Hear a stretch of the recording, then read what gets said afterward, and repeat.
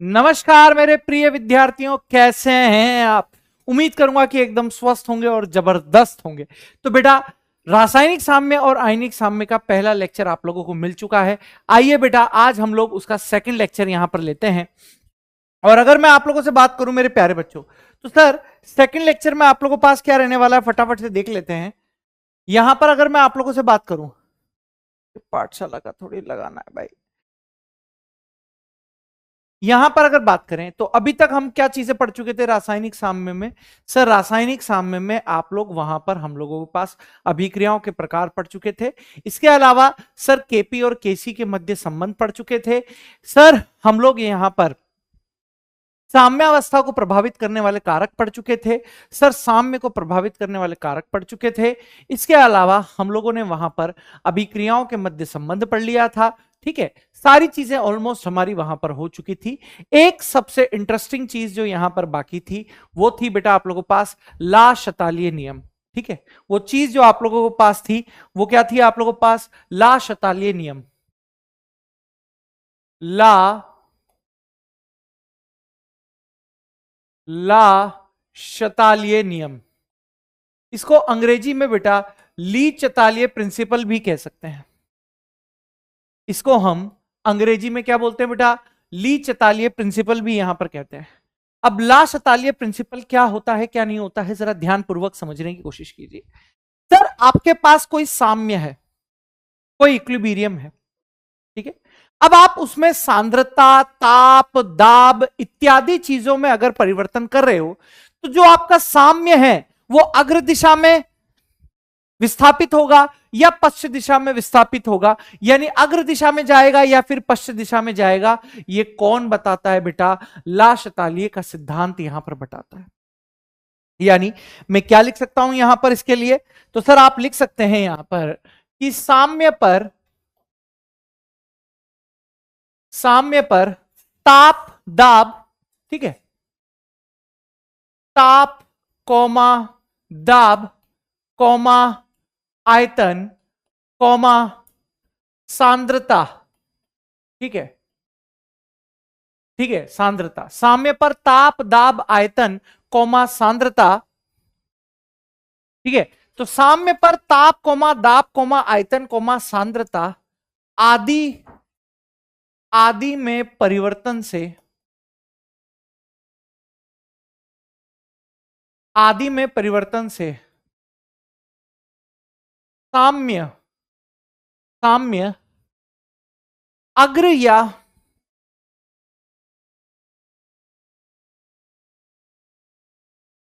अग्र या पश्चिम दिशा में, अग्र या पश्चिम दिशा में विस्थापित होता है, विस्थापित होता है। और इसे ही और इसे ही ला शतालीय ने अपने नियम में समझाया, और इसे ही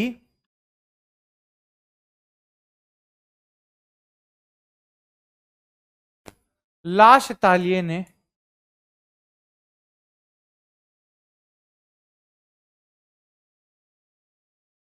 अपने नियम में समझाया। इसे ही मेरे दोस्त ला शतालीय ने अपने नियम में समझाया। यही क्या होता है बेटा आप लोगों के पास, ला शतालीय नियम होता है। अब आइए एक एक करके हम सारी चीजों को पढ़ते हैं कि किसमें परिवर्तन से कौन सा साम्य किस ओर जाएगा। तो आइए सबसे पहले मैं लिख रहा हूं बेटा आप लोगों के पास ए पॉइंट, यहां पर सांद्रता में परिवर्तन। ए पॉइंट हम लोगों के पास जो है वो है मेरे दोस्त सांद्रता में परिवर्तन। ए पॉइंट जो आप लोगों के पास है वो क्या है मेरे दोस्त, सांद्रता में परिवर्तन। आइए सांद्रता में परिवर्तन से आप कैसे यहां पर समझा सकते हो कि साम्य किस ओर विस्थापित होगा। तो अगर मैं एक एग्जांपल लेता हूं मेरे दोस्त, यहां पर मान लीजिए कि यहां पर मैंने आप लोगों के पास लिया हुआ है क्रियाकारक, और इस क्रियाकारक से बेटा यहां पर आप लोगों के पास बन रहा है उत्पाद। क्रियाकारक से क्या बन रहा है मेरे दोस्त, आप लोगों के पास उत्पाद बन रहा है। वहीं पर अगर अब मैं आप लोगों से यहां पर बोलूं कि यदि आपने क्रियाकारक की सांद्रता बढ़ा दी है, यदि आप क्रियाकारक की सांद्रता को बढ़ा दोगे, क्रियाकारक की सांद्रता को अगर आप बढ़ाते हो तो बेटा आप लोगों के पास यहां पर कौन सी दिशा में जाता है सर, अग्र दिशा में जाता है। ठीक है, तो साम्य आप लोगों के लिए यहां पर क्या लिखूंगा, तो साम्य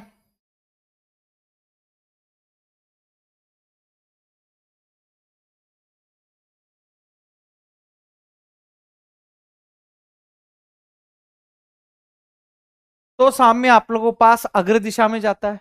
ठीक है, वहीं दूसरी चीज अगर मैं आप लोगों के पास लिखना चाहूं कि भाई यदि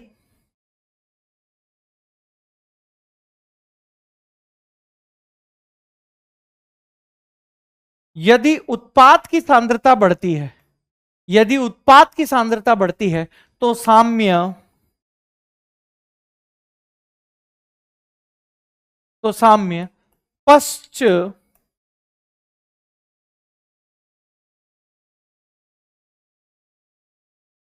ठीक है, तो ये चीज आप लोगों को ध्यान में रखनी है। अगर क्रियाकारक बढ़ेगा तो अग्र दिशा में जाएगा बेटा, ताकि क्रियाकारक को यहां पर क्या किया जा सके, कम किया जा सके। ठीक है, और उत्पाद बढ़ेगा तो कौन सी दिशा में चला जाएगा बेटा, आप लोगों को पास पश्चिम दिशा में चला जाएगा। यानी बेसिकली ला शतालिय ये बोलना चाहता है कि साम्य हमेशा अपने आप में परिवर्तन का विरोध करता है।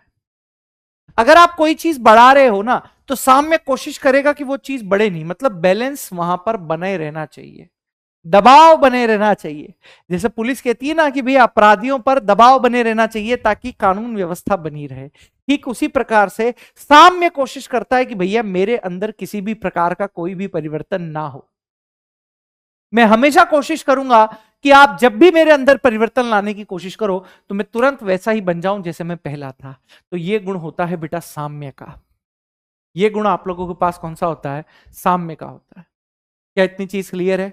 हाँ, अब अगर इतनी चीज क्लियर है आप लोगों के पास तो यहीं पर मैं दूसरी चीज आप लोगों के पास लिखना चाहता हूं, और वो दूसरी चीज है मेरे दोस्त बी पॉइंट है आप लोगों के पास, और बी पॉइंट है बेटा दाब का प्रभाव। बी पॉइंट यहां पर आप लोगों के पास क्या है मेरे दोस्त, दाब का प्रभाव। बी पॉइंट आप लोगों के पास क्या है मेरे दोस्त, दाब का प्रभाव। सर दाब का प्रभाव यहां पर क्या होता है क्या नहीं होता है, जरा यहां पर समझने की कोशिश कीजिए। दाब का प्रभाव, तो अगर मैं दाब के प्रभाव को आपको समझाना चाहूं तो बड़ा ही आसान सी चीज यहां पर है, और वो क्या है जरा देखने की कोशिश कीजिए।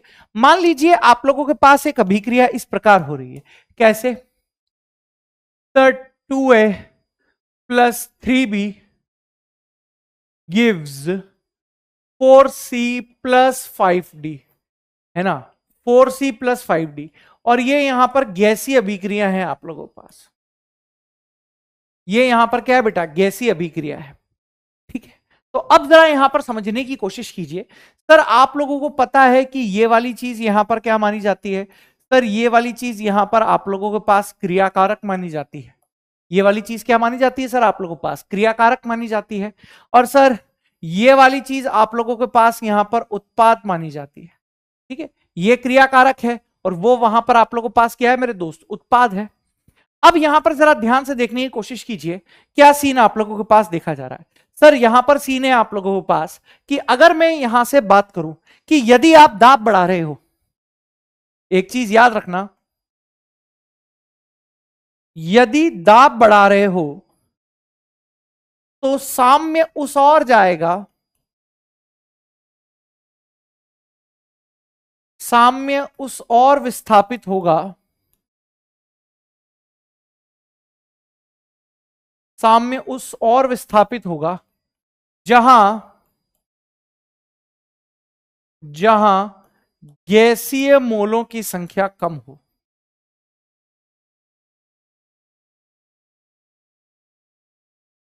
जहां गैसीय मोलों की संख्या कम हो। ठीक है सर, अगली चीज यहां पर आप लोगों के पास क्या है, अगली चीज जाएगी कि यदि यदि दाब घटा दो, यदि दाब घटा दो तो तो साम्य उस और विस्थापित होगा, साम्य उस और साम्य उस और विस्थापित होगा जहां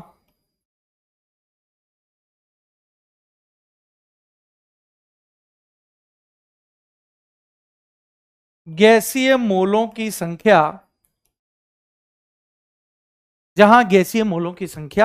अधिक हो। ठीक है, तो ये आप लोगों के पास यहां पर लॉजिक है।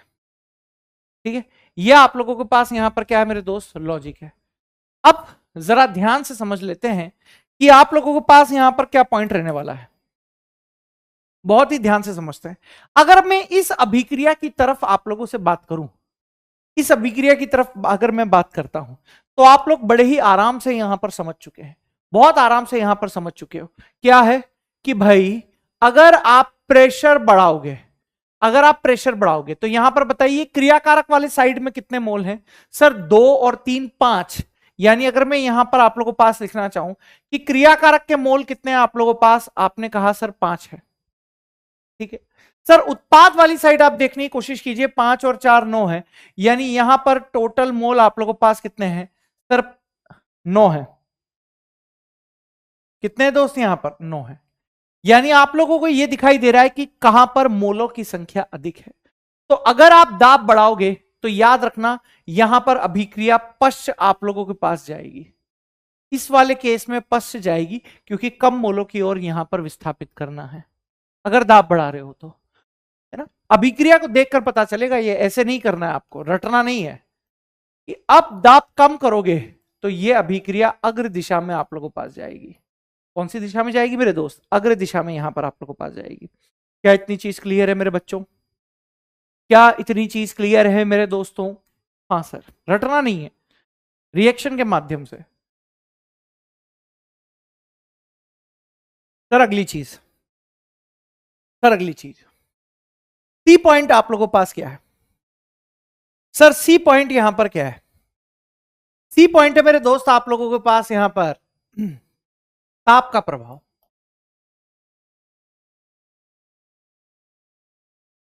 ताप का प्रभाव, इफेक्ट ऑफ टेम्परेचर, ताप का प्रभाव। यहां पर देखो, ताप से यहां पर क्या इंप्रेशन आप लोगों के पास पड़ेगा, क्या नहीं पड़ेगा, जरा ध्यान से समझने की कोशिश कीजिए।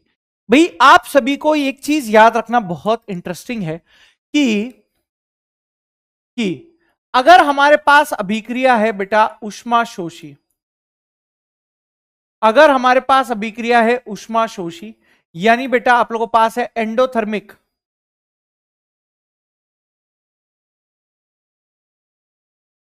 ऊष्माशोषी यानी आप लोगों के पास है एंडोथर्मिक। अगर आप लोगों के पास है बेटा ऊष्माशोषी यानी एंडोथर्मिक है, तो यहां से क्या होगा बेटा आप लोगों के पास, जरा देखने की कोशिश कीजिए। अगर आप ताप बढ़ा दोगे, टेम्परेचर बढ़ाओगे, तो ऊष्माशोषी के लिए तापमान बढ़ाना अच्छा होता है और अभिक्रिया हमेशा अग्र दिशा में जाएगी। जैसे ही आप तापमान बढ़ाओगे तो अभिक्रिया हमेशा कौन सी दिशा में जाना चाहेगी मेरे दोस्त, अग्र दिशा में आप लोग के पास जाना चाहेगी। कौन सी दिशा में बेटा, अग्र दिशा में जाना चाहेगी। ठीक है, वहीं पर अगर मैं बात करूं कि अगर आप लोगों के पास टेम्परेचर घट जाएगा, अगर आप लोगों के पास टेम्परेचर घट जाएगा तो अभिक्रिया कौन सी दिशा में आना चाहेगी सर, अभिक्रिया आप लोगों के पास पश्चिम दिशा में आना चाहेगी। ठीक है, अगर टेम्परेचर बढ़ रहा है तो अभिक्रिया अग्र दिशा में जाएगी और अगर टेम्परेचर घट रहा है तो अभिक्रिया पश्चिम दिशा में जाएगी। ठीक है, अब इसका उल्टा कर लो, इसका उल्टा कर लो। सर इसका उल्टा कैसे करेंगे, बड़ा ही आसान है सर, कि सर यहां पर अब आपने अभिक्रिया कर दी है मेरे दोस्त ऊष्माक्षेपी। ऊष्माक्षेपी का मतलब है एक्सोथर्मिक रिएक्शन। ऊष्माक्षेपी का मतलब क्या हो गया बेटा आप लोगों के पास, एक्सोथर्मिक रिएक्शन हो गया। यानी अगर मैं एक्सोथर्मिक रिएक्शन की बात यहां पर कर रहा हूं आप लोगों के पास, तो क्या सीन देखने को मिलेगा, यहां पर सीन देखने को मिलेगा कि अगर आप लोगों ने टेम्परेचर को यहां पर घटा दिया, टेम्परेचर को घटा दिया और यहां पर आप लोगों ने टेम्परेचर को बढ़ा दिया। ठीक है, तो अगर आप लोगों ने टेम्परेचर को यहां पर घटा दिया है, ठीक है, टेम्परेचर को जैसे ही घटाया है, तो सिंपल सी बात है अभिक्रिया अब आप लोगों के पास आ जाएगी मेरे दोस्त यहां पर, सॉरी, टेम्परेचर घटाने पर ये अग्र दिशा में जाएगी और टेम्परेचर बढ़ाने पर बेटा आप लोगों के पास पश्चिम दिशा में जाएगी। कौन सी दिशा में जाएगी मेरे दोस्त? पश्चिम दिशा में यहां पर जाएगी। ठीक है, इतनी चीज क्लियर है? हाँ भाई, चलो आगे देखते हैं यहां पर। चलो ये हो गया। अब आगे की चीज देखो, यहां पर तापमान का प्रभाव हो गया है ना, दाब का प्रभाव हो गया, सांद्रता में परिवर्तन हो गया। अब पॉइंट आप लोगों के पास क्या है? देखो last D point, D point यहां पर आप लोगों के पास क्या है? सर डी पॉइंट है आप लोगों के पास, ठीक है, डी पॉइंट यहां पर आप लोगों के पास है अक्रिय गैस मिलाने पर। डी पॉइंट क्या है बेटा आप लोगों के पास? अक्रिय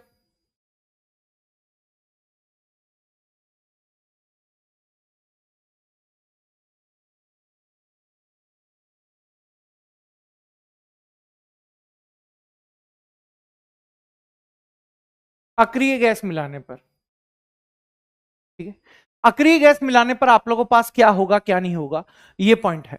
जरा देखने की कोशिश कीजिए मेरे दोस्तों, अक्रिय गैस मिलाने पर क्या होगा। तो अक्रिय गैस मेरे प्यारे बच्चों आप लोग दो तरीके से यहां पर है ना मिला सकते हो। एक होता है नियत दाब पर, एक होता है बेटा आप लोगों के पास नियत आयतन पर। ठीक है, देखने की कोशिश कीजिए। मैं आप लोगों के पास यहां पर लिख रहा हूं बेटा अक्रिय गैस मिलाने पर।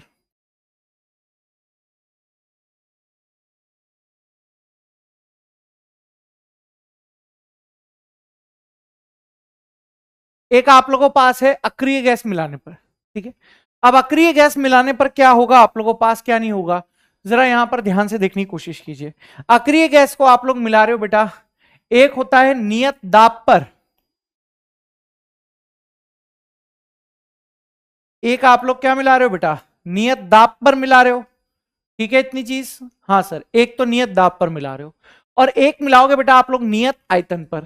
ठीक है, एक नियत दाब पर मिलाओगे और एक यहां पर मिलाओगे बेटा नियत आयतन पर।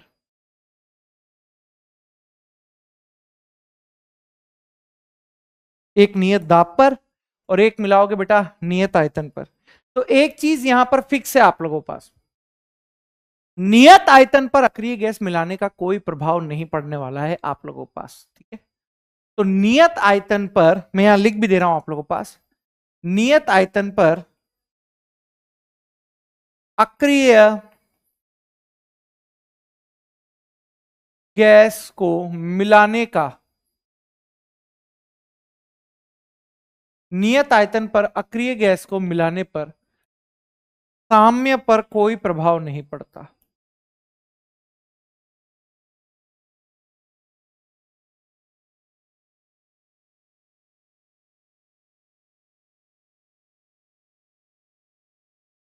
साम्य पर कोई प्रभाव नहीं पड़ता। नियत आयतन पर अक्रिय गैस को मिलाने पर साम्य पर कोई भी प्रभाव नहीं पड़ता है। वहीं पर अगर मैं नियत दाब पर बात करूं आप लोगों से, तो नियत दाब पर क्या चीज होगी, जरा देखने की कोशिश कीजिए। नियत दाब पर क्या होगा? नियत दाब पर अक्रिय गैस मिलाने पर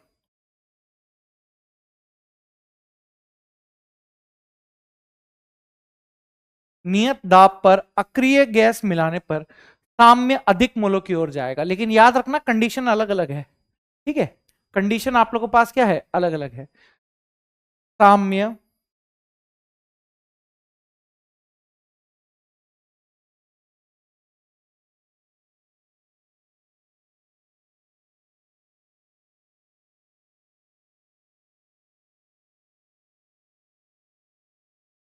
ठीक है, ये पॉइंट है बेटा आप लोगों के पास अक्रिय गैस मिलाने पर। इतना यहां पर क्लियर है? इतना यहां पर क्लियर है मेरे दोस्तों? हाँ सर, इतनी चीज यहां पर क्लियर है। अब अगर इतनी चीज आप लोगों के पास क्लियर है, तो यहां पर ई पॉइंट जो आप लोगों के पास है, यहां पर ई पॉइंट जो है वो ई पॉइंट क्या है, जरा देखने की कोशिश कीजिए। ई पॉइंट आप लोगों के पास है और वो ई पॉइंट यहां पर है, जरा देखो, केसी व क्यूसी में संबंध है। एक और चीज है ये, केसी व क्यूसी में संबंध। ठीक है, दोनों एक ही जैसी होती है, बस ये एक चीज याद रखना। ठीक है, केसी व क्यूसी में संबंध, बस एक ही अंतर है, केसी आप लोगों के पास साम्य अवस्था पर निकाला जाता है, केसी जो है वो कहां पर निकाला जाएगा, साम्य अवस्था पर ही गणना करी जाएगी। केसी जो होता है वो साम्य अवस्था पर ही गणना किया जा सकता है, जबकि क्यूसी जो है किसी भी अवस्था पर आप इसकी गणना कर सकते हो, किसी भी ताप पर या किसी भी अवस्था पर आप इसकी गणना कर सकते हो। अब एक बहुत ही सिंपल सा रिलेशन है जो आपको ध्यान में रखना है, अगर क्यूसी बराबर केसी है तो आप लोगों के पास यहां पर साम्य अवस्था पर ही रहने वाली है चीज, आप लोगों के पास क्या रहने वाला है बेटा, साम्य अवस्था पर ही रहने वाला है। लेकिन अगर केसी की वैल्यू ज्यादा हो जाती है, अगर केसी की वैल्यू क्यूसी से ज्यादा हो जाती है तो साम्य अग्र दिशा में चला जाएगा, और अगर केसी की वैल्यू बेटा कम हो जाती है आप लोगों के पास, यानी क्यूसी की वैल्यू ज्यादा हो जाती है, तो साम्य मेरे दोस्त आप लोगों के पास पश्चिम दिशा में चला जाएगा। साम्य कौन सी दिशा में जाएगा मेरे दोस्त, पश्चिम दिशा में जाएगा। और केसी और क्यूसी दोनों का फॉर्मूला हालांकि एक ही चीज होती है, लेकिन मैं फिर भी आपको बता देता हूं, क्यूसी बराबर भी आप लोगों के पास होता है सर उत्पाद की सांद्रता डिवाइडेड बाय, यहां पर आप लोगों के पास आ जाएगा सर क्रियाकारक की सांद्रता, उत्पाद की सांद्रता डिवाइडेड बाय क्रियाकारक की सांद्रता। क्या इतनी चीज क्लियर है आप लोगों को, क्या इतनी चीज क्लियर है मेरे दोस्तों? हाँ सर, ठीक है, इतनी चीज हो गई, ठीक है, इतनी चीज हो गई। अब आगे समझने की कोशिश कीजिए, आगे क्या पॉइंट है आप लोगों के पास, है ना सर? आगे का पॉइंट है हमारे लोगों के पास कि सर जरा बताने का कष्ट कीजिए, तो ये तो सारा का सारा रासायनिक साम्य की बातें हो गई आप लोगों के पास, ठीक है, सारी की सारी बातें हम लोगों ने किसकी कर ली है बेटा, रासायनिक साम्य की कर ली है। अब हम लोग जो बात यहां पर करने वाले हैं वो बात होने वाली है बेटा हमारे पास किसकी, सर आयनिक साम्य की, ठीक है। तो रासायनिक साम्य की जितनी भी बातें थी वो सारी की सारी मैंने आप लोगों को यहां पर बता दी है। अब यहां पर जो बात होने वाली है वो साफ साफ तौर पर किसकी होने वाली है बेटा, आयनिक साम्य की यहां पर बात होनी चाहिए।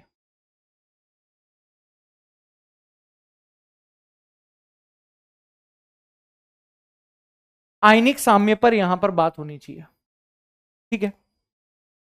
अब अगर आयनिक साम्य की बात आप लोगों को करनी है तो बेटा आप लोगों को लॉग और एंटी लॉग की जानकारी होना अति आवश्यक है।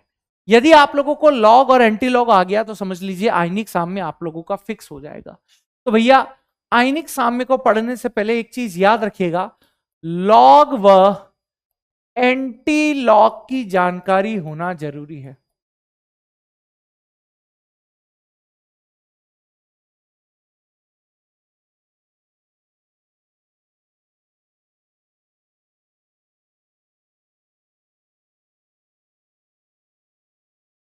लॉग और एंटी लॉग की जानकारी होना आप लोगों को बेहद जरूरी है। कैसे, मैं आप लोगों को बता देता हूं। एक टेबल मैं आप लोगों को यहां पर बनाकर दे देता हूं, ठीक है, और उस टेबल के बाद में अगर आप लोगों से बात करूं यहां पर, तो जरा समझिएगा कि क्या आप लोगों के पास होगा। सबसे पहले एक टेबल मैं आप लोगों को दे रहा हूं, और उस टेबल के बाद यहां पर आप लोगों को क्या ध्यान में रखना पड़ेगा, कुछ फॉर्मूलेज यहां पर ध्यान में रखने पड़ेंगे कि क्या होगा, ठीक है। जैसे एक होता है बेटा log बेस 10 1 की वैल्यू यहां पर 0 होती है। सर एक चीज यहां पर होती है आप लोगों के पास log बेस 10 2 की वैल्यू यहां पर 0.3010 होती है आप लोगों के पास, ठीक है। सर log बेस 10 3 की वैल्यू यहां पर 0.477 यहां पर होती है आप लोगों के पास, ठीक है। सर log बेस 10 4 की वैल्यू 0.6020 यहां पर होती है। log बेस 10 5 की वैल्यू लगभग 0.7 होती है। सर log बेस 10 6 की वैल्यू 0.75 होती है। log बेस 10 7 की वैल्यू 0.80 होती है। log बेस 10 8 की वैल्यू 0.85 होती है ना, ये 90 लिख लो, इसको 85 लिख लो, 90, ठीक है। लॉग बेस 10 9 की वैल्यू 0.95 के लगभग होती है ना, और लॉग बेस 10 10 की वैल्यू आप लोगों के पास 1 होती है। इतनी चीज क्लियर है? बोलो हाँ सर। सर अगर इतनी चीज आप लोगों के पास क्लियर है तो यहां पर सर एक और फॉर्मूलाइज आप लोगों को पता होना चाहिए कि सर ln को जब मुझे log बेस 10 में कन्वर्ट करना होता है, ln को जब log बेस 10 में कन्वर्ट करना होता है तो मैं क्या करता हूं मेरे बच्चे, यहां पर लिख देता हूं मैं आप लोगों के पास 2.303 सर log बेस 10 यहां पर आप लोगों के पास हो जाता है। ठीक है sir, ln of h plus जो आप लोगों के पास होता है इसे आप ऐसे भी लिख सकते हो, log of h plus, log of h plus भी लिख सकते हो। बोलो हाँ सर। सर इसके अलावा, अच्छा इसके अलावा आप ऐसे भी लिख सकते हो log H3O plus, log H3O plus भी आप लिख सकते हो। एक ही चीज है, इन तीनों का मतलब है। ठीक है, इन तीनों का मतलब एक ही है। सर इसके अलावा अगर आप लोगों के पास log बेस 10 x गुणा y हो, x डॉट वाई आप लोगों के पास हो, log base 10 x dot Y हो, तो यहां पर कैसे लिखा जाएगा बेटा आप लोगों के पास log base 10 x plus log base 10 y। कैसे लिखोगे बेटा आप, log base 10 x dot y के लिए लिखोगे log base 10 x plus log base 10 y। ठीक है सर, यहां पर क्या लिख सकता हूं मैं आप लोगों के पास, इधर देखिए log बेस 10 x बटा y को मैं कैसे लिख सकता हूं, log बेस 10 x बटा y को मैं कैसे लिख सकता हूं मेरे बच्चों, आप कहेंगे कि सर ये हो जाएगा आप लोगों के पास log base 10 x minus log base 10 y। तो कुछ ये कॉमन चीजें हैं जो बार बार आप लोगों के पास बेटा आईनिक सामने में आपके आमने सामने आती रहेंगी, तो ये चीजें बेटा आप लोगों को ध्यान रखनी है। अब कुछ वैल्यूज हैं उनको मैं सॉल्व करके आपको बता देता हूं ताकि आपके दिमाग में यहां पर सारी चीजें बैठ जाएं। ठीक है, कुछ वैल्यूज हैं जो मैं आपको बता देता हूं। जैसे एग्जाम्पल की दृष्टि से एक है आप लोगों के पास log 6/3, इसकी वैल्यू कितनी होगी, या ऐसे लिखिए आप log बेस 10 6/3 की वैल्यू कितनी होगी। ठीक है, तो आप जल्दबाजी में ये मत कर देना, ये गलत है। अगर किसी व्यक्ति ने ऐसा किया तो ये सरासर गलत हो जाएगा, ये आप लोगों के पास सरासर गलत हो सकता है। ठीक है, शांति के साथ करेंगे बेटा, बेहद ही शांति के साथ। ठीक है, ऐसे करेंगे। आइए 6/4, ठीक है 6/4 कैसे करोगे इसको, सर इसका मतलब आप लोगों के पास हो गया है log base 10 6 minus log base 10 4।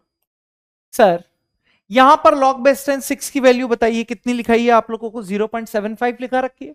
हाँ सर, तो ये 0.75 माइनस 0.60 अगर मैं लिखूंगा तो इसकी वैल्यू आ जाएगी बेटा 0.15।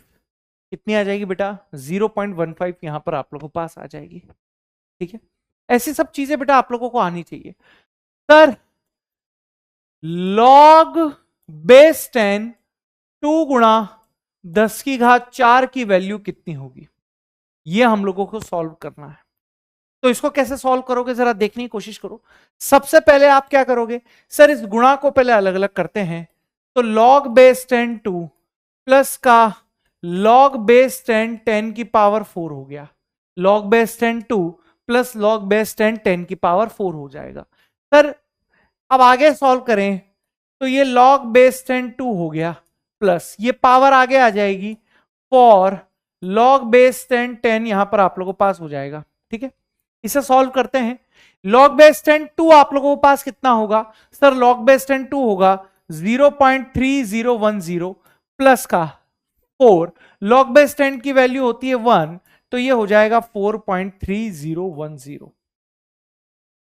ठीक है, इस तरीके से आप लोगों को यहां पर करना होता है। सर आगे आइए, सर आगे आइए।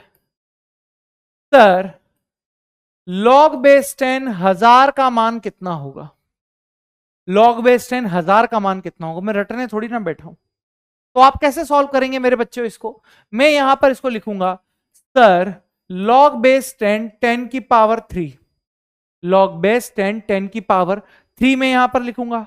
ठीक है सर, आगे का पॉइंट क्या है? इस 3 को मैं आगे ले जाऊं तो ये बन जाएगा 3 log base 10 10। Sir log base 10 की वैल्यू 1 होती है, तो 3 इंटू 1 इज इक्वल्स टू कितना आ जाएगा मेरे दोस्त? 3 आ जाएगा। क्या इतनी चीज आप लोगों को क्लियर है? हाँ सर। सर इतनी चीज क्लियर है, तो यहां पर आप लोगों के पास क्या होगा? Sir anti log -2.4, anti log -2.4, इसको कैसे सॉल्व करेंगे देखते हुए चलिए बेटा। ये सारी चीजें बेहद खास हैं आप लोगों के पास। कैसे सॉल्व करोगे? देखो, एंटी लॉग की जो भी वैल्यू हो ना, तो याद रखना इस पॉइंट के आगे जो माइनस में दे रखा उसको 1 से बढ़ा देना। यानी पॉइंट के आगे -2 हो, इसको 1 से बढ़ाओगे तो ये 10 की पावर -3 हो जाएगा, गुणा पॉइंट के पीछे जो दिया हुआ हो उसको 1 में से घटाओ। 1 में से 0.4 को घटाओगे तो कितना आएगा? 0.6। और 0.6 किसकी वैल्यू है? 0.6 किसकी वैल्यू है? 4 की। तो यहां आप लिख दोगे क्या? बड़े ही आराम से 4 इंटू 10 की पावर -3 आंसर। सर एक सवाल एक और, सर एंटी लॉग -5.6, माइनस में अगर पावर दे रखी हो तो कुछ नहीं करना है, पॉइंट के आगे जो भी दिया हुआ हो माइनस में उसको 1 से बढ़ाओ और पावर में लगाओ। -5 है, 1 से बढ़ा दोगे -6 हो जाएगा। पॉइंट के बाहर दिया हुआ 6 और 1 में से 6 को घटाओगे तो 0.4 बचेगा, और 0.4 लगभग आप लोगों का किसके पास आएगा? log बेस 10 2 और 3 के बीच में आएगा। मैं 2.5 ले लेता हूं, तो अंदाजन निकलती है ये वैल्यू। तो ये 2.5 इंटू 10 की पावर -6 के आसपास आएगा। सर एक चीज और, एक और माइनस का ले लेते हैं। सर एक बार और अगर मैं माइनस का लूं तो मैं यहां पर लेना चाहता हूं बेटा एंटी लॉग माइनस का 7.7, एंटी लॉग माइनस का 7.7 आप लोगों को पास हो गया। सर यहां पर क्या करोगे? यहां पर क्या करोगे? वही चीज है, माइनस में अगर आप लोगों को निकालना हो, पॉइंट के आगे जो भी दे रखा हो उसको 1 पावर से बढ़ा दीजिए। यानी ये कितना हो जाएगा बेटा आप लोगों के पास? 10 की पावर -8 हो जाएगा। पीछे वाली संख्या को 1 में से घटा दीजिए, 0.7 को 1 में से घटाएंगे 0.3, और 0.3 बैठता है बेटा 2 का, यानी ये आंसर आ गया 2 गुणा 10 की पावर -8। इस तरीके से सॉल्व किया जाता है। सर अगर माइनस में नहीं हो, पॉजिटिव में हो, तो क्या करेंगे? जैसे यहीं पर मैं लिख देता हूं आप लोगों के पास एंटी लॉग 2.6, एंटी लॉग 2.6। तो अब यहां खेल क्या करना है जरा देखो, जो भी पॉजिटिव में वैल्यू दे रखी हो उसको पावर में लगाओ पॉइंट के आगे, और पीछे वाली को आप ऐसे के ऐसे लिख दो। 0.6 किसका होता है बेटा? 5 का होता है। तो ये आप लोगों के पास यहां पर एंटी लॉग की कैलकुलेशन हो जाएगी। लिखो इसको, फिर आगे बात करते हैं। ठीक है, तो यहां तक की सारी चीजें हो गई थी आप लोगों की। अब आगे देखते हैं। ठीक है, आगे देखते हैं यहां पर आगे क्या आप लोगों के पास सीन है। तो ये तो हमने आपको पढ़ा दिया। अब बात आती है मेरे दोस्त कुछ थ्योरीज की, जो आप लोगों के लिए बहुत ही ज्यादा महत्वपूर्ण है। ठीक है ना? अम्ल और क्षार की कुछ ऐसी बेसिक थ्योरीज हैं जो आप लोगों के लिए बेहद ही ज्यादा इंपॉर्टेंट यहां पर रहने वाली है। तो जरा देख लेते हैं मेरे दोस्तों कि क्या थ्योरीज आप लोगों के पास यहां पर रहने वाली है। ठीक है, चलिए। तो यहां पर सबसे पहली थ्योरी आप लोगों के पास दी गई है बेटा आर्रेनियस की थ्योरी। सबसे पहले जो थ्योरी आप लोगों के पास दी गई है वो कौन सी है बेटा? आर्रेनियस सिद्धांत, यानी आर्रेनियस कंसेप्ट यहां पर है। और ये आर्रेनियस सिद्धांत आप लोगों को क्या बता रहा है, जरा देखिए। अम्ल क्या होते हैं? देखिए अम्ल क्या है, तो आप लोग बोलोगे आर्रेनियस के अनुसार अम्ल ऐसे यौगिक या ऐसे पदार्थ होते हैं जो जलीय विलयन में क्या दे देते हैं बेटा, H+ आयन आप लोगों को देते हैं, ठीक है। जैसे HCl हो गया, जैसे HNO3 हो गया, जैसे H2SO4 हो गया, जैसे H3PO4 हो गया, जैसे H2CO3 हो गया, जैसे H2S हो गया, जैसे CH3COOH हो गया। ये ऐसे यौगिक हैं जो जल में डालने पर बेटा H+ आप लोगों को देते हैं। तो ये सभी यौगिक आप लोगों के पास क्या कहला रहे हैं दोस्त, अम्ल कहला रहे हैं। जैसे HCl + H2O, HCl को जैसे ही जल में डालूंगा H+ दे देगा। H2SO4 + H2O, जैसे ही जल में डाला 2H+ दे दिए। CH3COOH, जैसे ही जल में डालूंगा CH3COO- + H+ यहां पर दे दिया। क्या इतनी चीज क्लियर है आप लोगों को? हाँ सर। सर अगला पॉइंट है बेटा आप लोगों के पास यहां पर बेस। अगला पॉइंट यहां पर आप लोगों के पास क्या है दोस्त, बेस है। अब जरा देखने की कोशिश कीजिए कि बेस आप लोगों के पास क्या है क्या नहीं है। तो यहां पर लिखा गया है, इस सिद्धांत के अनुसार क्षार वे यौगिक होते हैं या वे पदार्थ होते हैं जो जलीय विलयन में मुक्त OH- आयन देते हैं। क्या लाइन लिखी हुई है बेटा, कि क्षार वे यौगिक होते हैं जो जलीय विलयन में मुक्त OH- आप लोगों के पास देते हैं। बेस यहां पर आप लोगों के पास कहलाते हैं। क्या इतनी चीज क्लियर है आप लोगों को? बोलो यस। जैसे यहां पर आप लोगों को एग्जाम्पल दिया गया है मेरे दोस्त, NaOH, KOH, CSOH, RbOH, NH4OH, barium hydroxide, calcium hydroxide, aluminium hydroxide और भी। तो कुल मिलाकर ये ऐसे यौगिक हैं सभी के सभी जिनको पानी में डालने पर आप एक से ज्यादा OH- आयन यहां पर दे रहे हो। तो ये सभी के आप लोगों के पास क्या है दोस्त, बेस है। जैसे NaOH को पानी में डालने पर आप लोगों के पास क्या देगा, Na+ और OH- देगा। बेरियम हाइड्रोक्साइड को पानी में डालने पर क्या होगा सर, Ba+2 OH- यहां पर देगा। सर एल्यूमिनियम हाइड्रोक्साइड को पानी में डालने पर क्या देगा सर, Al+3 OH- यहां पर आप लोगों के पास देगा। तो ये सारी चीजें आप लोगों के पास क्लियर होनी चाहिए, ठीक है। आर्हेनियस का सिद्धांत अम्ल के बारे में बताता है, क्षार के बारे में बताता है। इसके अलावा जल की प्रकृति के बारे में भी आर्हेनियस सिद्धांत यहां पर आप लोगों को इंफॉर्मेशन देता है। जैसे आर्हेनियस क्या बोलता है कि जल की प्रकृति उदासीन है और यह एक विलायक की तरह काम करता है। यह किसने बताया हुआ है दोस्त आप लोगों को, आर्हेनियस ने बोला हुआ है। अब जल की प्रकृति उदासीन क्यों मानी जाती है, क्योंकि जल में जितने H+ आयन होते हैं उतने ही OH- आयन होते हैं। इस कारण से जल की प्रकृति यहां पर आप लोगों को उदासीन माननी होती है। सर उदासीनीकरण अभिक्रिया के बारे में भी आर्हेनियस ने यहां पर अपने सिद्धांत में बताया हुआ है। क्या बताया हुआ है जरा देखिए, कि सर इस सिद्धांत के अनुसार अम्ल तथा क्षार की क्रिया करके जल का एक अणु बना देते हैं तो उदासीनीकरण अभिक्रिया यहां पर आप लोगों के पास कहलाती है, ठीक है। तो अगर मैं बात करूं अम्ल और क्षार की क्रिया से आप लोगों के पास जल का एक अणु बनता है और यही क्रिया बेटा उदासीनीकरण अभिक्रिया आप लोगों के पास कहलाती है। जैसे Na+ OH- + H+ + Cl-, ये आप लोगों के पास एक लवण दे रहा है बेटा NaCl का, ठीक है। और यहां पर बेटा आप लोगों के पास जल का निर्माण हो रहा है, ठीक है। तो कोई खास चीज आर्हेनियस नहीं बता रहा अभी तक, बहुत सिंपल सी और बेसिक सी चीजें यहां पर आप लोगों को बताई जा रही है। सर सामर्थ्य की व्याख्या, यानी कौन सा अम्ल कितना प्रबल होगा, कौन सा अम्ल कितना दुर्बल होगा, कौन सा क्षार कितना प्रबल होगा, कौन सा क्षार कितना दुर्बल होगा, इन सभी की जो व्याख्या करी गई है वो किसके द्वारा व्याख्या की गई है, आर्हेनियस ने अपने सिद्धांत में की गई है।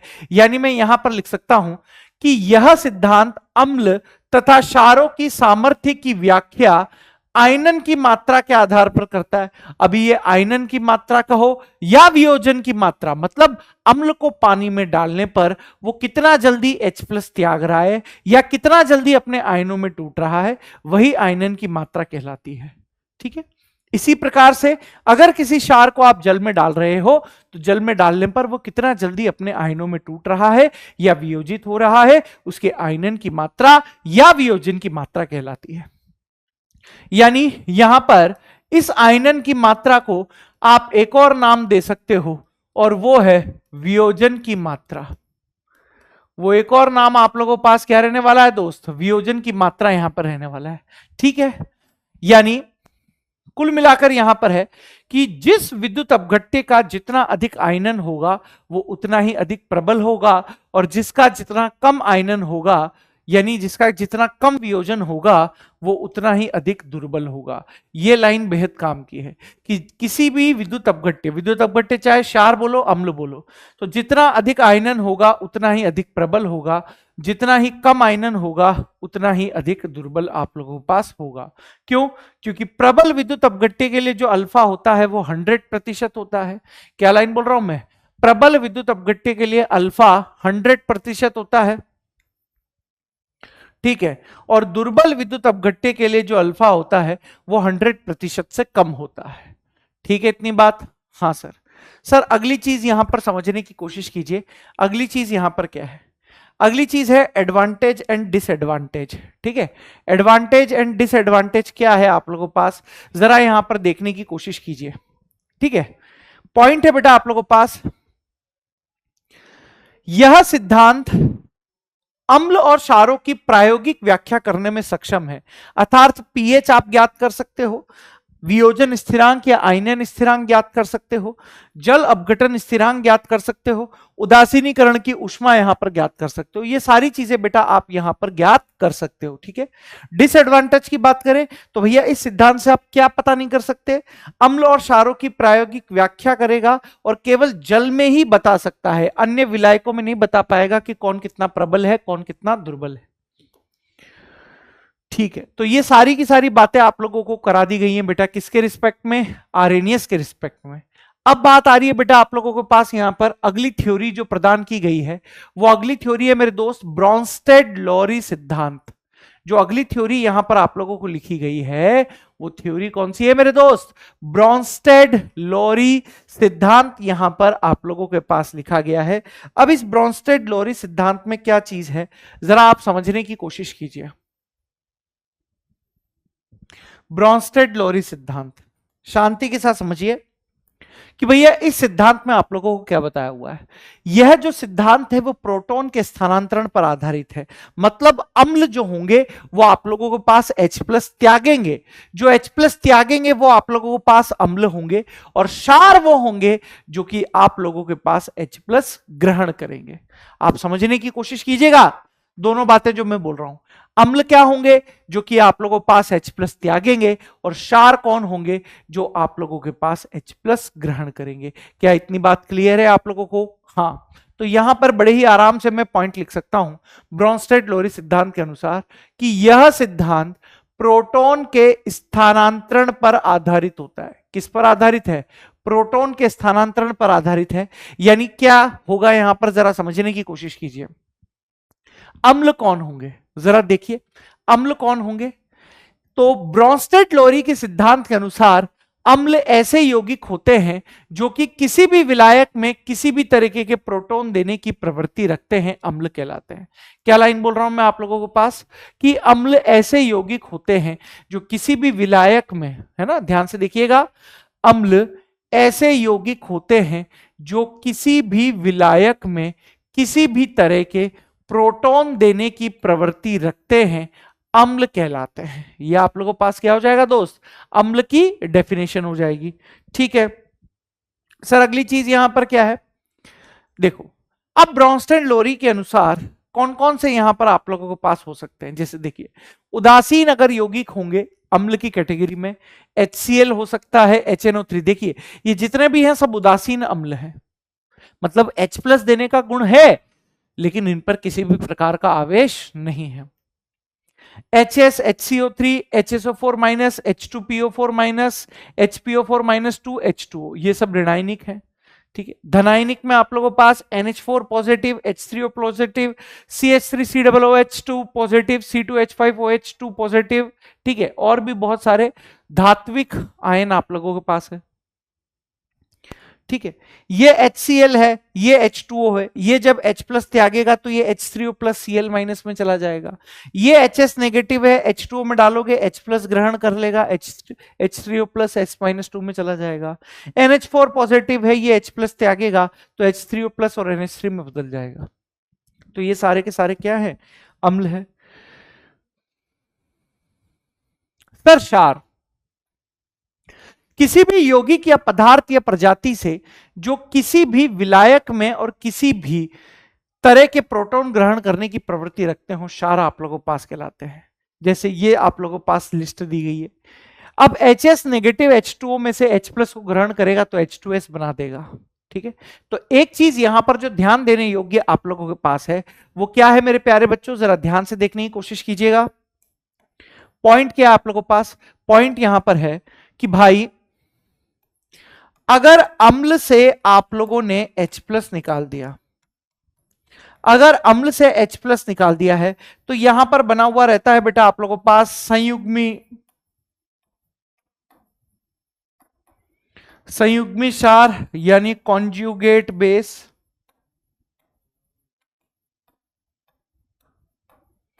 संयुग्मी क्षार यानी कॉन्जुगेट बेस बना हुआ रहता है। और अगर आप लोगों के पास क्षार है और क्षार से बनता है बेटा आप लोगों के पास संयुग्मी अम्ल।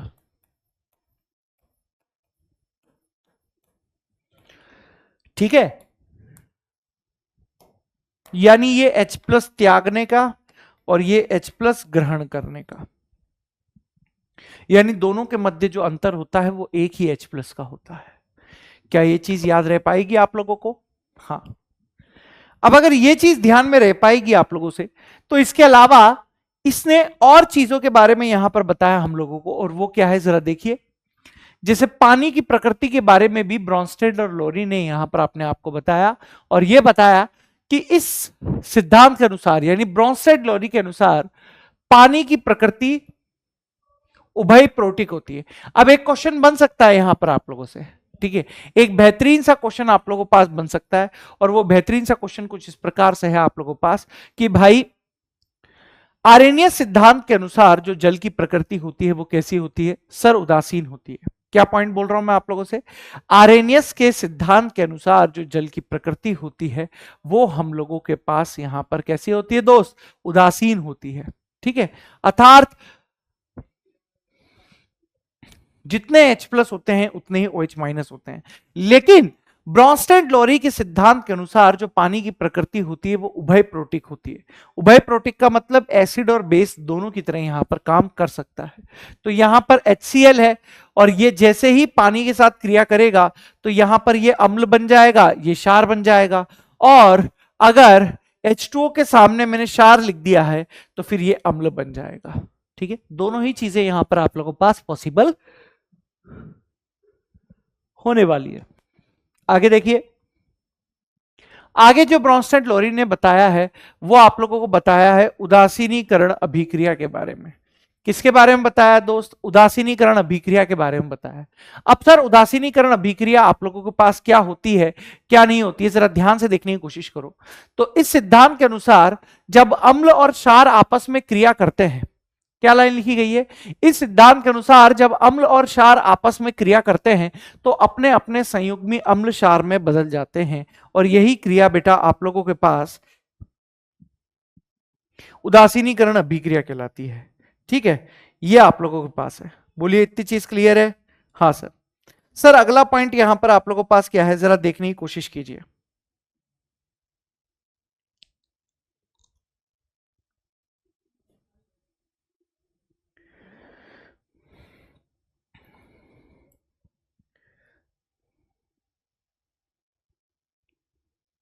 चलिए आगे देखिए। सर पॉइंट है HCl और NH3। पॉइंट क्या है बेटा आप लोगों के पास? HCl प्लस NH3 ये दिया गया है। अब जरा ध्यान से देखने की कोशिश कीजिए। HCl और NH3 की अगर मैं यहां पर रिएक्शन करवाता हूं, HCl एक अम्ल है, NH3 एक क्षार है, तो दोनों यहां पर आपस में क्रिया करके देखिए। HCl ने H प्लस निकाला होगा तो अम्ल संयुग्मी क्षार में बदल गया, और क्षार ने H प्लस ग्रहण किया होगा तो क्षार संयुग्मी अम्ल में बदल गया। तो ये आप लोगों के पास संयुग्मी अम्ल और संयुग्मी क्षार की अवधारणा है। ठीक है, ओके सर। अगली चीज जो आप लोगों को यहां पर है वो है बेटा विलायकों के प्रकार यानी टाइप्स ऑफ सॉल्वेंट। क्या लाइन लिखी गई है बेटा, विलायकों के प्रकार यानी टाइप्स ऑफ सॉल्वेंट यहां पर लिखा गया है।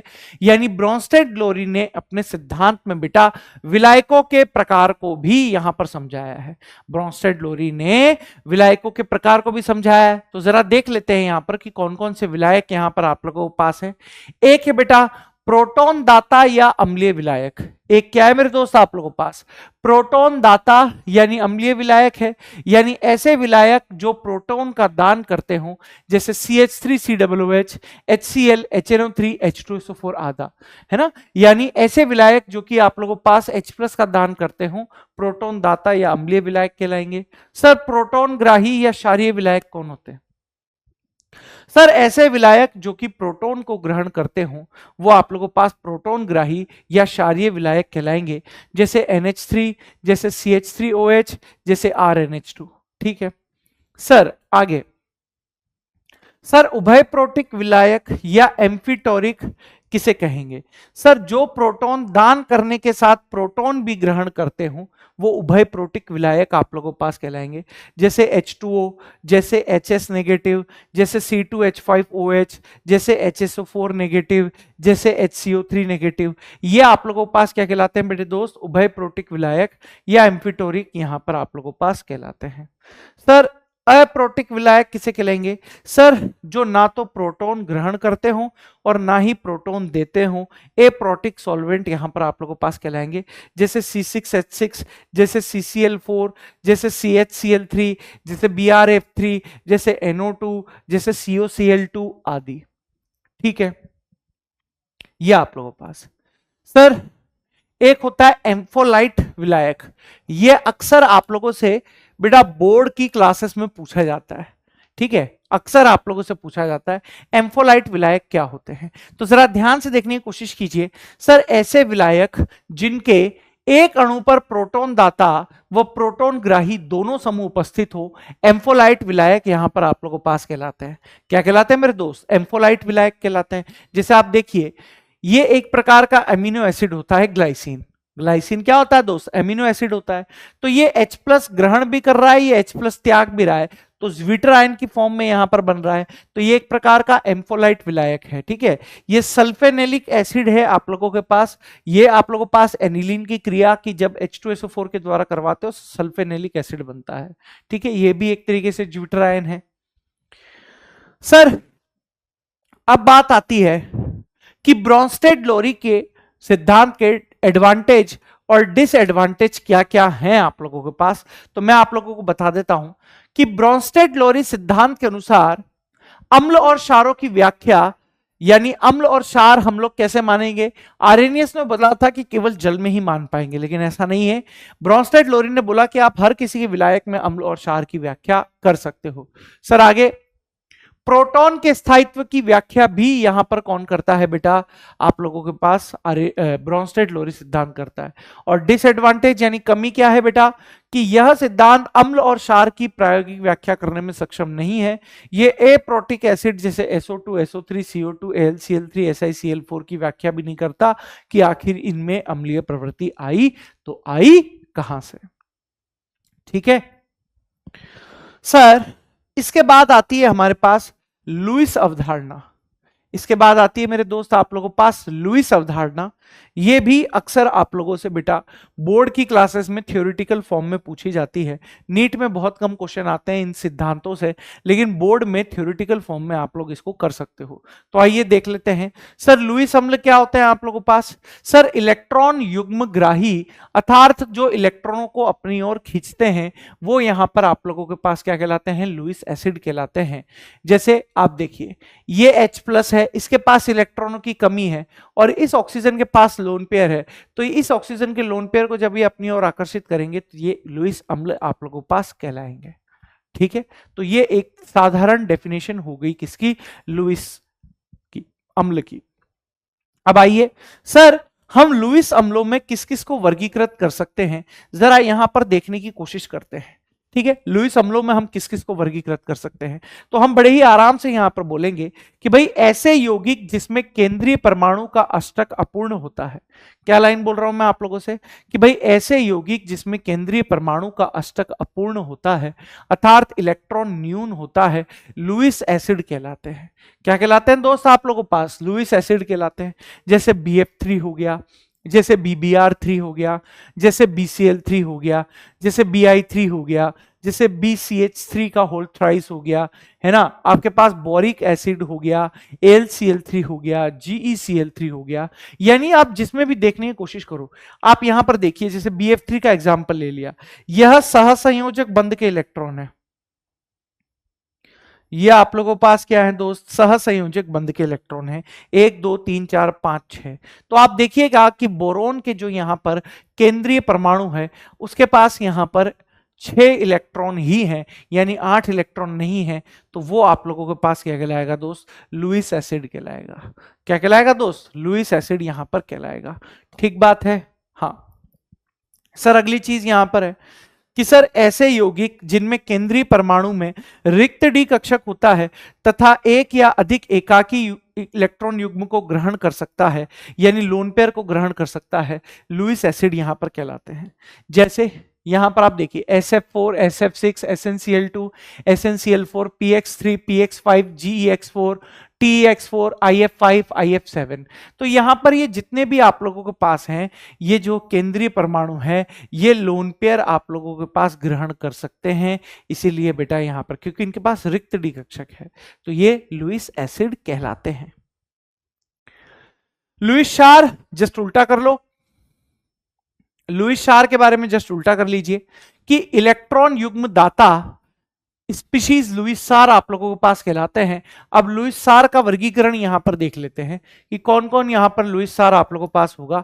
तो आप कहेंगे ऐसी स्पीशीज जिसमें केंद्रीय परमाणु के पास कम से कम एक एकाकी इलेक्ट्रॉन युग्म होता है, यानी एक लोन पेयर होता है। इससे आप कंफ्यूज नहीं होंगे।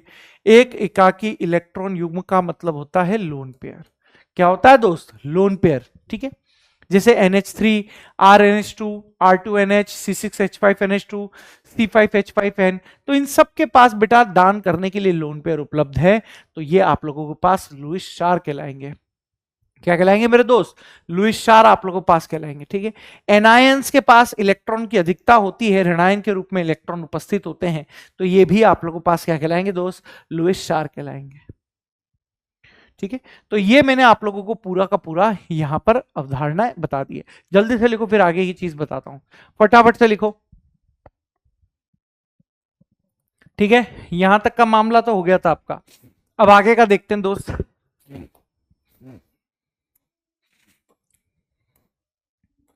आगे का मामला है आप लोगों के पास पीएच कैलकुलेशन। ठीक है, पीएच कैलकुलेशन।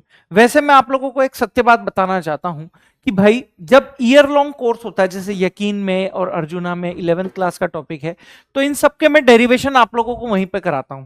ठीक है, इन सब के डेरिवेशन में डिटेल से कराता हूं। लेकिन चूंकि एनसीईआरटी पंच है ना, हम लोगों को सारा का सारा जितना भी सोचना है वो सब एनसीईआरटी से रिलेटेड सोचना है, इसलिए मैंने यहां डेरिवेशन हटा दिए हैं और सीधा मैंने आप लोगों को यहां पर फॉर्मूलेज आप लोगों को दे दिए हैं। ठीक है, आप फॉर्मूला ध्यान में रखिए, आपके पीएच की कैलकुलेशन यहां पर हो जाएगी, है ना, पीएच कैलकुलेशन, या फिर आप इसको लिख सकते हो पीएच की गणना। ठीक है, पीएच कैलकुलेशन, या फिर आप इसको क्या लिखोगे दोस्त? पीएच की गणना।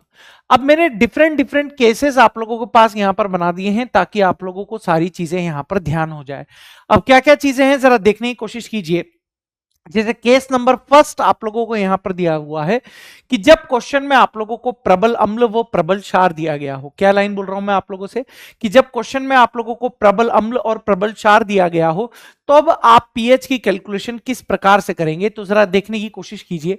यहां लाइन लिखी हुई है कि जब आप लोगों के पास क्वेश्चन में H+ की सांद्रता 10⁻⁻⁶ से ज्यादा हो, तब आप लोगों को जल के H+ को सम्मिलित नहीं करना है, और जब आप लोगों के पास H+ की सांद्रता 10⁻⁻6 हो तो जल के H+ को सम्मिलित यहां पर करते हैं।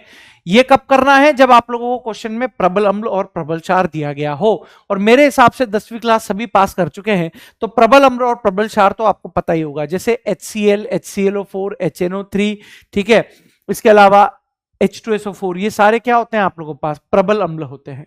वहीं प्रबल क्षार NaOH, KOH, RbOH, CSOH, ये सारे के सारे आप लोगों के पास प्रबल क्षार होते हैं। इनके अलावा बाकी के सारे अम्ल और क्षार दुर्बल होते हैं।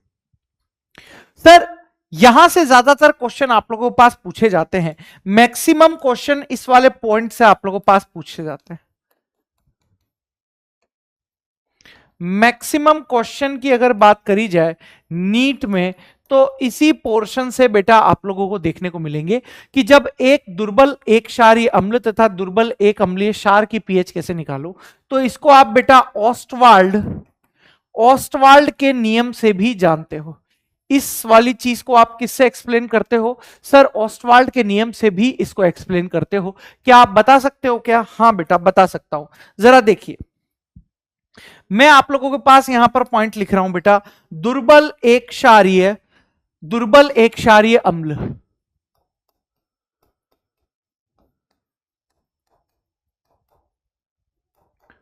दुर्बल एक क्षारीय अम्ल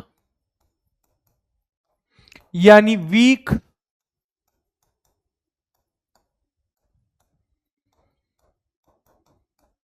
दुर्बल एक क्षारीय अम्ल, वीक मोनोबेसिक एसिड, ठीक है, दुर्बल एक क्षारीय अम्ल यानी वीक मोनोबेसिक एसिड आप लोगों के पास क्या होता है, जरा ध्यान से समझिएगा, यानी ऐसे अम्ल जो H+ ऐसे अम्ल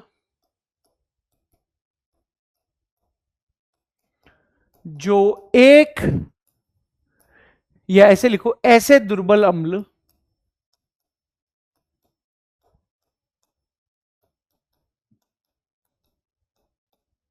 जो एक H+ दान करते हो। क्या लाइन लिख रहा हूं मैं? ऐसे दुर्बल अम्ल जो एक H+ दान करते हो दुर्बल एक क्षारीय अम्ल कहलाते हैं।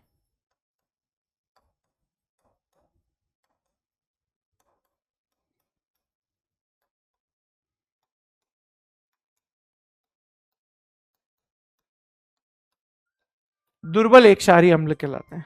क्या इतनी चीज क्लियर है बेटा आप लोगों को? हाँ भाई, अब आगे की कोशिश देखते हैं। यहां पर सर पॉइंट है आप लोगों के पास, जैसे मैंने यहां पर लिख दिया है आप लोगों के पास कि भाई CH3COOH, ये यहां पर आप लोगों के पास क्या है सर? वीक एसिड है, दुर्बल अम्ल आप लोगों के पास होता है, वीक एसिड है, दुर्बल अम्ल होता है, ठीक है। तो यहां पर जैसे ही ये डिसोशिएट हो रहा है, डिसोशिएट होने के बाद आप लोगों के पास CH3CO नेगेटिव प्लस H+ में यहां पर आप लोगों को टूटता हुआ दिखाई दे रहा है, ठीक है यहां तक की बात? हाँ सर। यानी अगर मैं यहां पर लिखना चाहूं कि प्रारंभ में बेटा इस CH3COOH की सांद्रता कितनी थी? आपने कहा इसकी सांद्रता C मान ली है, और ये जो उत्पाद वाली साइड में आप लोगों को दिखाई दे रहे हैं CH3CO- और H+, इनकी सांद्रता शुरुआत में 0 थी, ठीक है। अरे उत्पाद थोड़ी ना बनता है शुरुआत में। सर साम्य पर अगर मैं बोला जाऊं, साम्य पर मान लेते हैं कि इसमें से C अल्फा भाग कम हो रहा है, और जितना भाग यहां पर कम होगा उतना ही भाग उत्पाद में आप लोगों के पास बढ़ जाएगा। यानी मैं आप लोगों के पास क्या लिखना चाहता हूं सर? C- अल्फा, तो जितना कम हो रहा है उतना दोनों में बन जाएगा, यानी यहां पर भी C अल्फा बनेगा और यहां पर भी आप लोगों के पास क्या बनेगा दोस्त? C अल्फा बनेगा, ठीक है।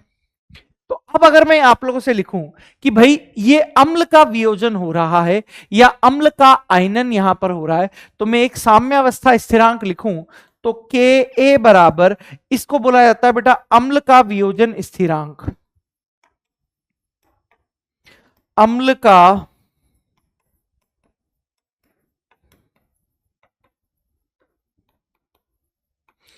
का वियोजन स्थिरांक या फिर अम्ल का आयनन स्थिरांक, एक ही चीज है बेटा। आप अम्ल का वियोजन स्थिरांक बोलिए, चाहे आप अम्ल का आयनन स्थिरांक बोलिए। तो Ka बराबर आप लोगों के पास क्या होगा, आप लिखेंगे बड़े आराम से, सर उत्पाद की सांद्रता डिवाइडेड बाय, यहां पर आप लोग लिखेंगे बेटा क्रियाकारक की सांद्रता। उत्पाद की सांद्रता डिवाइड में क्या करेंगे मेरे दोस्त, क्रियाकारक की सांद्रता। तो आप बता दीजिए के, बताइए उत्पाद में क्या है बेटा, आप लोगों के पास सी अल्फा यहां है, सी अल्फा यहां है, तो C alpha dot C alpha बटे में सर यहां से हो गया सी माइनस सी अल्फा। क्या हो रहा है सर, आगे कैलकुलेट कीजिए क्या हो रहा है मालिक।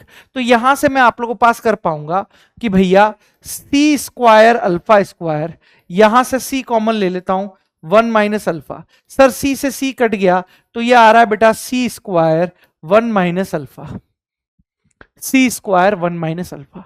क्या इतनी चीज क्लियर है आप लोगों को? हाँ सर। अगर इतनी चीज क्लियर है मेरे बच्चे, तो यहां पर एक चीज और ध्यान से देखने की कोशिश कीजिएगा। चूंकि आप सभी को पता है, आपने निकाला है सर के ए बराबर सी अल्फा स्क्वायर 1 - अल्फा, आप लोगों ने निकाल लिया है, ये निकाल लिया है। लेकिन अगर आप ध्यान से देखें तो CH3COOH कौन सी प्रकृति दिखाता है? सर CH3COOH दुर्बल एसिड है, दुर्बल प्रकृति दर्शाता है। तो मैं यहां लिख सकता हूं चूंकि दुर्बल अम्ल का वियोजन, चूंकि दुर्बल अम्ल का वियोजन बहुत कम होता है, दुर्बल अम्ल का वियोजन बहुत कम होता है, अर्थात एक से बहुत कम, एक से बहुत कम, या ऐसे लिखो अल्फा का मान एक से बहुत कम है। तो आप यहां पर क्या मान लीजिए कि 1 - अल्फा को हम अल्फा लिख सकते हैं। तो के का जो फॉर्मूला आप लोगों के पास आएगा वो आ जाएगा दोस्त सी अल्फा स्क्वायर। के का जो यहां पर फॉर्मूला आ जाएगा वो आप लोगों के पास क्या आ जाएगा, सी अल्फा स्क्वायर यहां पर आ जाएगा। क्या इतनी बात क्लियर है आप लोगों को? हाँ सर। अगर इतनी बात आप लोगों के पास क्लियर है तो पॉइंट आप लोगों के पास आगे क्या बन सकता है, जरा देखने की कोशिश कीजिए। पॉइंट है यहां पर आप लोगों के पास, ये तो आपने के अल्फा निकाल लिया, के ए निकाल लिया। अब अगर मैं H प्लस निकालना चाहूं, H प्लस आयन की सांद्रता, तो कितनी दे रखी है सर H प्लस आयन की सांद्रता? सर सी अल्फा हम लोगों को यहां पर दे रहा हुआ है। क्या दे रखा है सर? सी अल्फा दिया हुआ है, ये लीजिए, ये लीजिए। और सर अगर मैं यहां से पीएच आप लोगों को पास निकालना चाहूं, आप सीधा फॉर्मूला यहां पर ध्यान में रख सकते हो, ठीक है, सीधा फॉर्मूला आप क्या ध्यान में रख सकते हो, sir pH is equals to half, half pK minus का half log C, half pK minus का हाफ लॉग सी, ये आप लोगों को पास हो जाएगा। PH is equals to half pK A minus का हाफ लॉग सी। जल्दी से लिखिए इसको, फिर अगला बताता हूं। लिख लिया? ये तो मैंने आपको बता दिया वीक मोनोबेसिक एसिड का। इसी प्रकार से हम दूसरी चीज भी यहां पर लिख सकते हैं, दुर्बल एक अम्लीय क्षार, दुर्बल एक अम्लीय क्षार,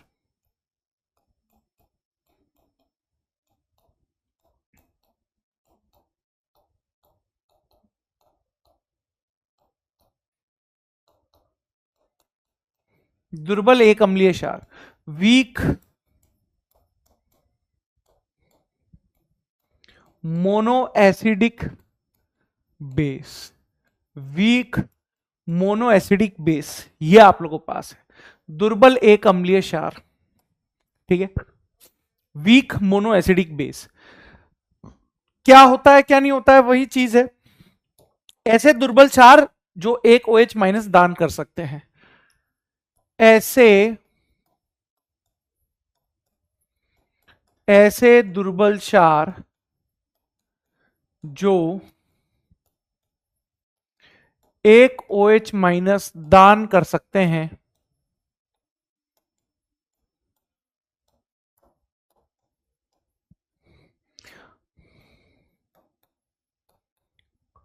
दुर्बल एक अम्लीय क्षार के दुर्बल एक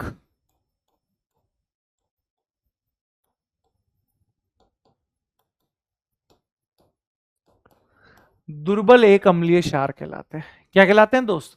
दुर्बल एक अम्लीय क्षार यहां पर कहलाते हैं। क्लियर है इतनी चीज? बोलो भाई। हाँ सर।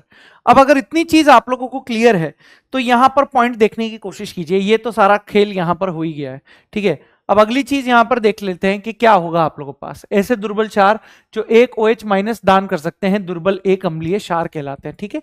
सर इसका भी डेरिवेशन बता दीजिए।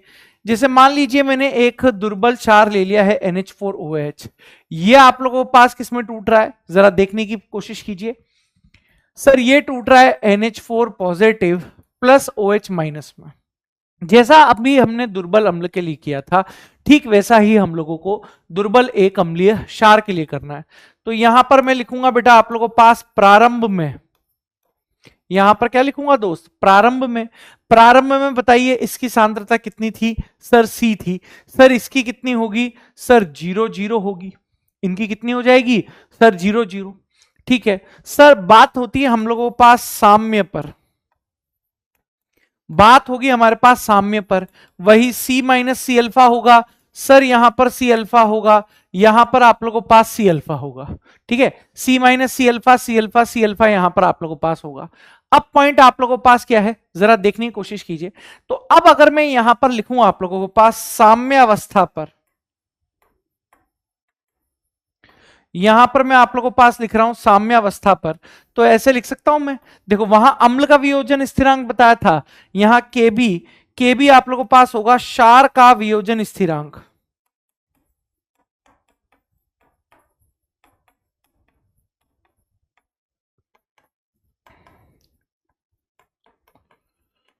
या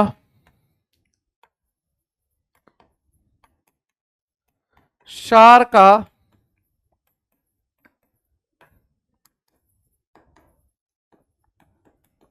आयनन स्थिरांक, क्षार का वियोजन स्थिरांक या फिर क्षार का आयनन स्थिरांक केबी, ठीक है। केबी बराबर वही उसी तरीके से निकाला जाएगा दोस्त। सर केबी बराबर आप लोगों को पास हो जाएगा सर उत्पाद की सांद्रता डिवाइडेड बाय, यहां पर आप लोगों को पास क्या हो जाएगा सर क्रियाकारक की सांद्रता। उत्पाद की सांद्रता डिवाइडेड बाय क्रियाकारक की सांद्रता यहां पर हो जाएगा, ठीक है। सर उत्पाद में कौन कौन है बेटा, NH4 पॉजिटिव और OH माइनस है, इनकी सांद्रता यहां पर लिख दीजिए C alpha dot C alpha बटे में इसकी सांद्रता C माइनस C अल्फा लिख दीजिए, ठीक है। सर आगे सॉल्व करें तो केबी बराबर सर यहां हो रहा है C square alpha square. Sir यहां से आप लोगों को पास आ रहा है C 1 माइनस अल्फा, इस C से C कट गया है तो ये आ गया बेटा C alpha square 1 minus alpha, ठीक है। ये वहां पर भी यही आया था, यहां पर भी यही आया है, ठीक है। सर आगे की बात अगर मैं करूं आप लोगों से, आगे की बात अगर यहां से करी जाए तो सर के बी बराबर आप लोगों के पास हो जाएगा C alpha square upon 1 minus alpha, ठीक है ना। लेकिन यहां पर देखिए, यहां पर साफ साफ आप लोगों को बोला जा रहा है, साफ साफ आप लोगों को बोला जा रहा है कि जो क्षार है वो दुर्बल प्रकृति का है, क्षार दुर्बल है, अतः इसका वियोजन,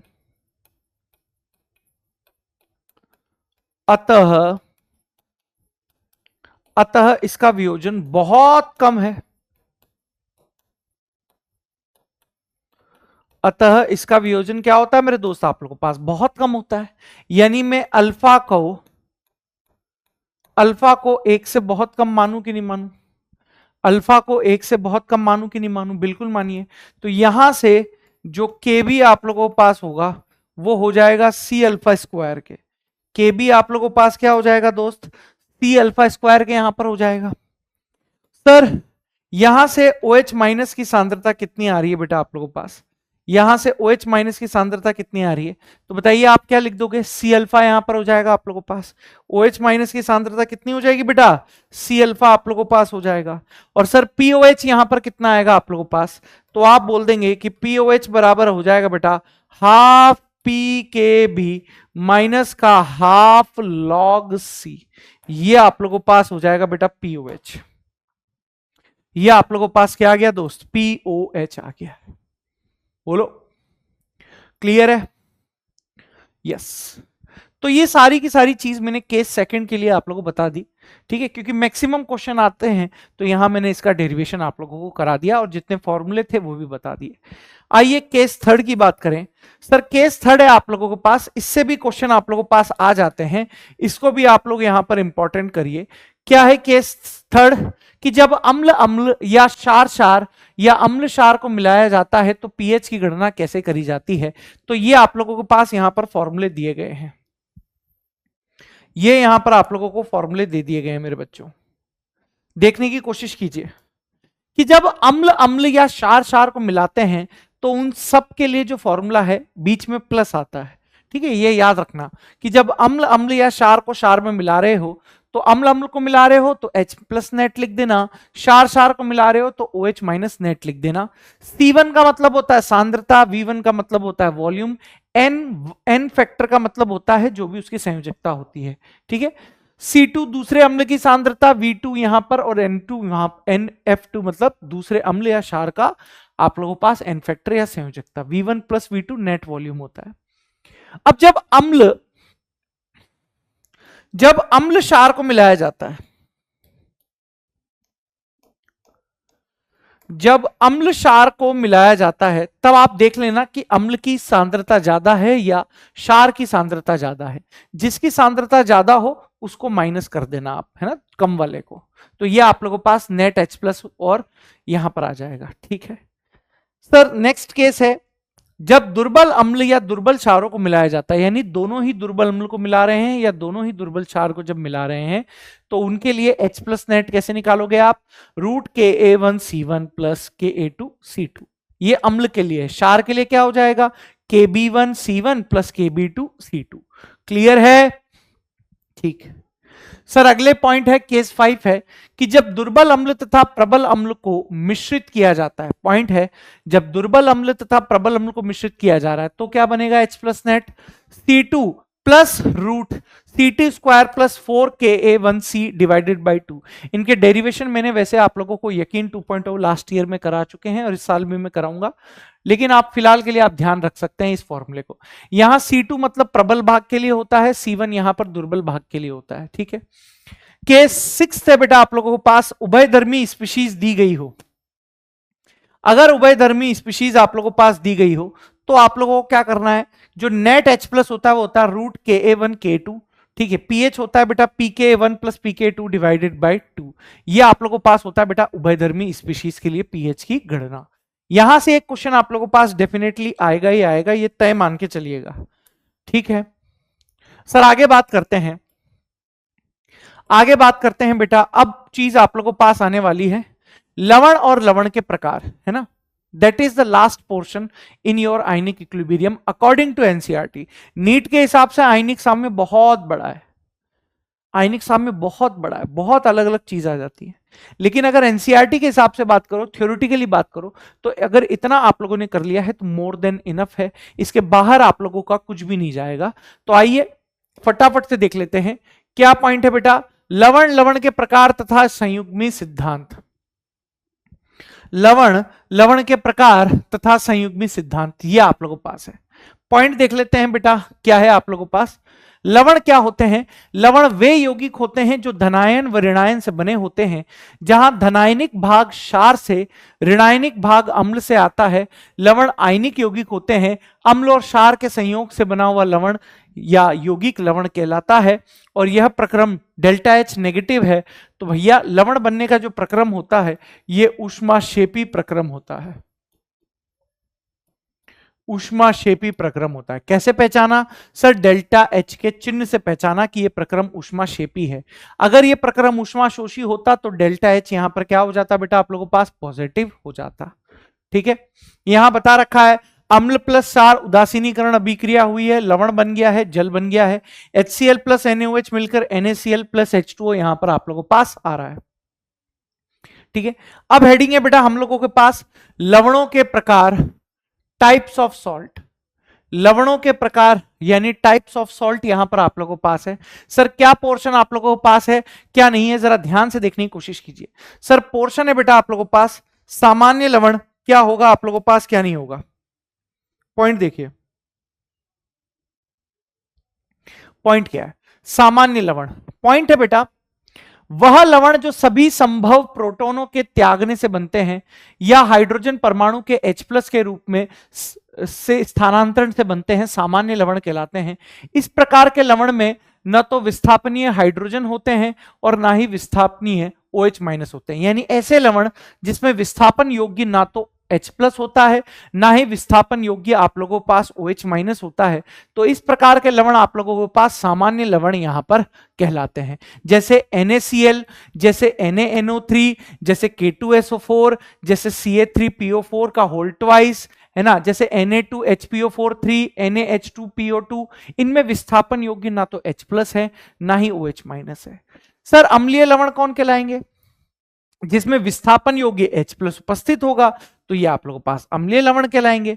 यानी ये अपूर्ण उदासीनीकरण बनते हैं और इनमें विस्थापन योग्य H+ आप लोगों के पास उपस्थित होता है। जैसे यहां पर ये H उपस्थित है, ये विस्थापन योग्य है, ये विस्थापन योग्य है, ये विस्थापन योग्य है, वहां विस्थापन योग्य नहीं है, ये याद रखना। ठीक है, ये एग्जाम्पल आपको ध्यान में रखने पड़ेंगे।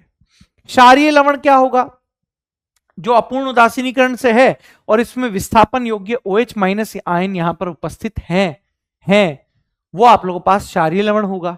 जैसे यहां पर ये विस्थापन योग्य है, ये विस्थापन योग्य है, ये विस्थापन योग्य है, ये विस्थापन योग्य है, तो ये सारे लवण बेटा आप लोगों के पास क्या कहलाएंगे दोस्त? क्षारीय लवण यहां पर कहलाएंगे। सर अगला पॉइंट है यहां पर डबल सॉल्ट। डबल सॉल्ट ये इंपॉर्टेंट है, ये बहुत सी बार आप लोगों से 1 नंबर में या 2 नंबर में परिभाषाओं के रूप में पूछा जा सकता है। जैसे दो सामान्य लवणों के सहयोग से जो अतिरिक्त यौगिक बनते हैं, द्विक लवण यहां पर कहलाते हैं। इस प्रकार के लवण केवल ठोस अवस्था में ही स्थायी होते हैं, अर्थात जब इन्हें जल में विलय किया जाता है तो यह सरल आयनों में टूट जाते हैं। क्या लाइन लिखी गई है? दो सामान्य लवणों के संयोग से जो अतिरिक्त यौगिक बनते हैं डबल सॉल्ट कहलाते हैं। इस प्रकार के लवण केवल ठोस अवस्था में स्थायी होते हैं और जब इन्हें जल में विलय किया जाता है तो सरल आयनों में आप लोगों के पास टूट जाते हैं।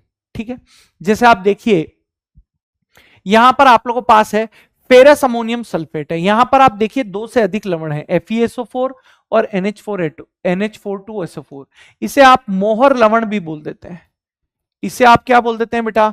मोहर लवण भी यहां पर बोल देते हैं। ठीक है सर, अगला पॉइंट है K2SO4.Al2SO4 3.24H2O। इसे पोटाश एलम भी बुलाया जाता है। इसे क्या बुलाया जाता है दोस्त? पोटाश एलम भी यहां पर बुलाया जाता है। ठीक है सर, जटिल लवण के बारे में बताइए। सर जटिल लवण में क्या मतलब है? सर ऐसे लवण जिनको जल में मिलाने पर जटिल आयन देते हैं और जटिल आयन ठोस अवस्था एवं विलयन में भी स्थायी होते हैं, जटिल लवण कहलाते हैं। ज्यादातर कॉम्प्लेक्स कंपाउंड होते हैं। ज्यादातर क्या होते हैं दोस्त? कॉम्प्लेक्स कंपाउंड यहां पर होते हैं। ठीक है सर, इसके अलावा मिश्रित लवण कैसे होते हैं दोस्त? यानी ऐसे लवण जिनको पानी में घोलने पर एक से अधिक प्रकार के धनायन या एक से अधिक प्रकार के ऋणायन प्राप्त होते हैं, मिश्रित लवण कहलाते हैं। क्या लाइन लिखी गई है मेरे दोस्त मिश्रित लवण के बारे में? कि भैया ऐसे लवण जिनको पानी में घोलने पर एक से अधिक प्रकार के धनायन या एक से अधिक प्रकार के ऋणायन प्राप्त होते हैं, मिश्रित लवण कहलाते हैं। ठीक है, यह लवण एक से अधिक अम्ल व क्षार के उदासीनीकरण से प्राप्त हो सकते हैं। जैसे आप देखिए H2SO4 NaOH से मिलकर एक हमने NaHSO4 बना दिया। अब इस NaHSO4 को KOH से मिक्स कर दिया तो NaKSO4 मिल गया, यानी मिक्स्ड सॉल्ट हो गया।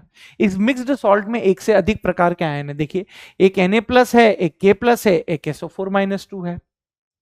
CaOCl2 विरंजक चूर्ण है। NaKS मिश्रित हो गया, ये आप लोगों के पास मिश्रित हो गया। सामान्य लवणों के प्रकार इस प्रकार हो सकते हैं: strong base, strong acid weak base, weak acid strong base, weak acid weak base. और यहां से क्वेश्चन 110% नीट में आता है। Important for NEET, important for NEET. अब ये टेबल और इसके सूत्र आप लोगों को याद होने चाहिए कि किस प्रकार के लवणों में बेटा आप लोगों को जल अपघटन की मात्रा कैसे यहां पर ज्ञात करी जाती है। ठीक है, ये स्मॉल h जो है ये होता है बेटा जल अपघटन की मात्रा। स्मॉल h को क्या बोला जाता है बेटा? जल अपघटन की मात्रा बोला जाता है। क्या बोला जाता है दोस्त? जल अपघटन की मात्रा। और ये pH की कैलकुलेशन है। तो ये पूरा का पूरा चैप्टर आप लोगों का यहां पर समाप्त हो जा रहा है। ठीक है, तो मिलते हैं बेटा आप लोगों से इसके क्वेश्चन वाले लेक्चर में। ठीक है, धन्यवाद, बाय।